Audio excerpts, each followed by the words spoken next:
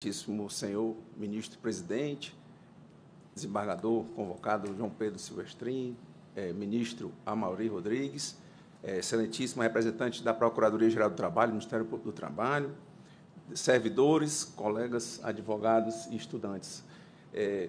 Primeiro, uma honra estar aqui novamente. Tivemos a oportunidade de estar aqui no dia do comum acordo e foi um julgamento interessante pelo plenário. E agora, nesse momento, realmente nos causa muita reflexão a situação, porque, num primeiro momento do não conhecimento do agravo, do recurso, porque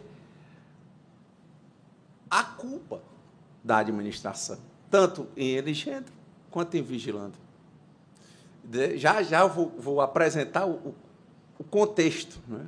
Até espero que sensibilize de alguma forma, porque, no primeiro momento, havendo culpa, porque a história desses trabalhadores, eu lembro, quando eles me procuraram, eu advogava para o Sindicato dos Servidores, e eles eram terceirizados de uma empresa filantrópica, né? É contraditório, mas é isso.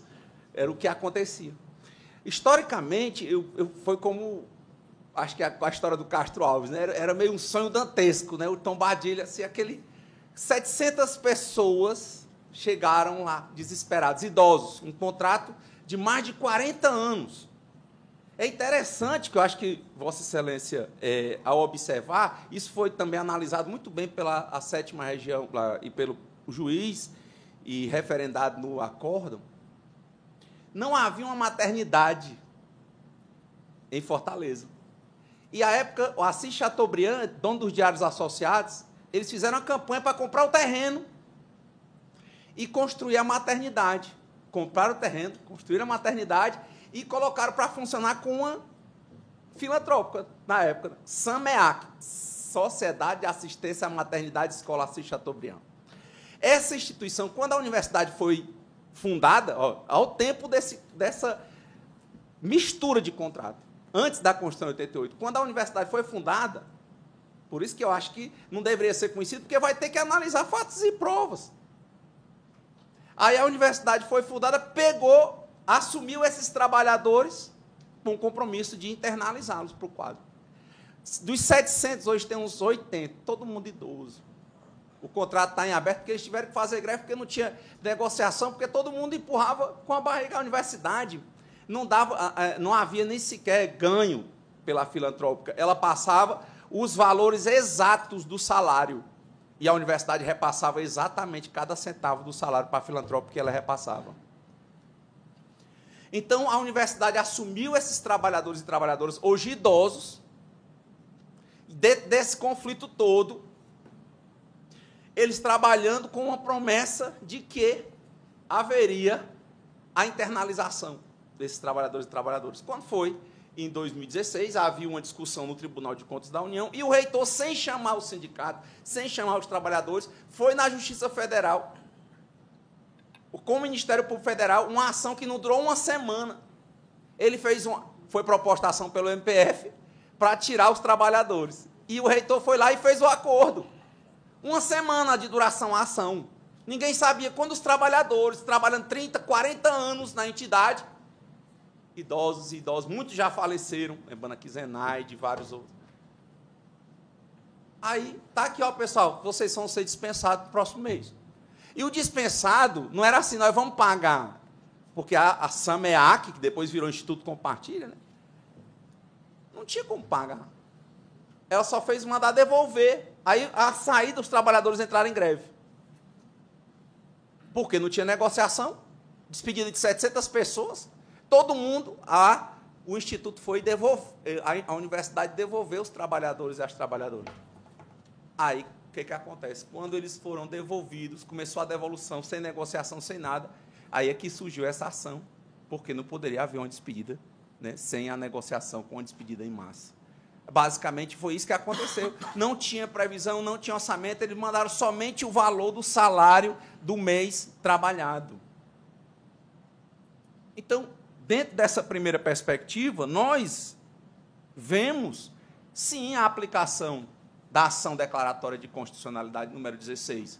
Claro, é constitucional o artigo 71, mas, como foi bem coadunado pelo Tribunal Superior do Trabalho, por Vossa Excelência, na súmula 331, nos incisos 4 e 5, quando há culpa da administração, quando há culpa comprovada, aí de novo, se a culpa comprovada, se for analisada pela primeira instância na sentença, se for analisada pela segunda instância pelo tribunal, como é que, em tese, recebe o recurso e não adentra, como foi muito bem falado pelo ministro Amauri para os estudantes, adentrar em fatos e provas? Eu acho que foi uma primeira. Gostei muito do discurso de apresentação. O Tribunal Superior do Trabalho não pode adentrar em fatos e provas. Se o tribunal e o juiz adentrou em fatos e provas, como é que eu vou conhecer de um recurso de revista que o tribunal diz por si, em súmula, votada pelo plenário, que não pode avaliar fatos e provas, e vai analisar e dar provimento?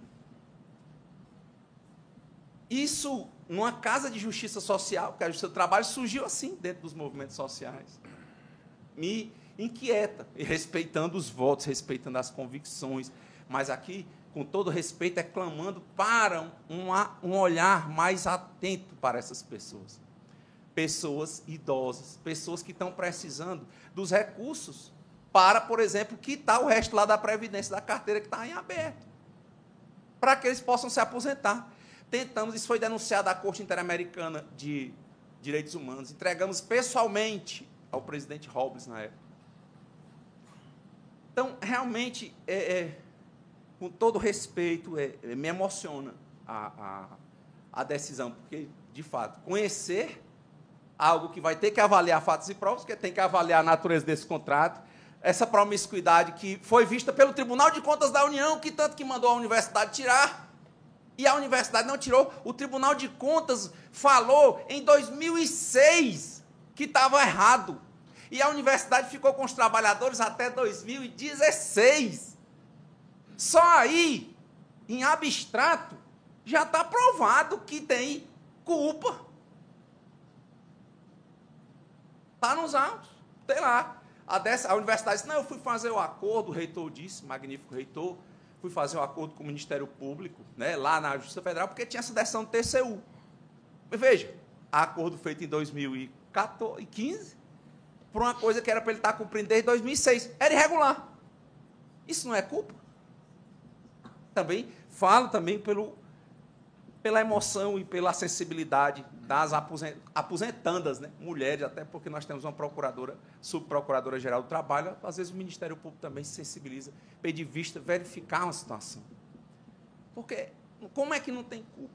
Primeiro, já que se quer avaliar o que, em tese, na súmula 126, não poderia avaliar fatos e provas, então vamos em abstrato, vamos pegar aqui o TCU, 10 anos antes da ação, já disse que era irregular. E a universidade manteve os trabalhadores até o dia que ela criou a EBSER, que foi criada a Empresa Brasileira de Serviços Hospitalares, e substituiu esses trabalhadores. E eles foram simplesmente descartados. Lembro, por ocasião da primeira mediação no Ministério Público do Trabalho, que o procurador falou que eles eram inocentes, eles foram assim, usados e descartados, inocentes, úteis. Foi isso que ele disse. Então, peço, venha que, de fato, quando eu vi aquelas 700 pessoas, nem advogavam, tanto que a gente está numa plurima, né? Para elas, a gente ficou muito sensibilizado. Ele disse, como é que jogam 700 idosos na rua? E essas pessoas ainda em greve, passaram 2 anos trabalhando, nem salário receberam. Quem vai pagar? Com o quê? Daí eu peço toda a sensibilidade que, de fato, se Vossa Excelência puder, de alguma forma, ou algum de Vossas Excelências, observar essa questão da culpa. 1 minuto, doutor. Nós, de fato, ficaríamos muito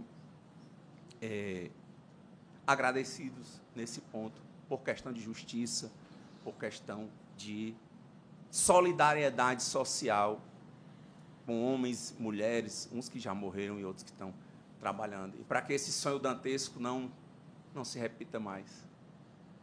Muito obrigado, Excelências. Doutor Clóvis, cumprimento Vossa Excelência pela sustentação. Primeiro, saudar o nobre advogado pela bela sustentação oral feita, a qual eu praticamente a ratifico, doutor.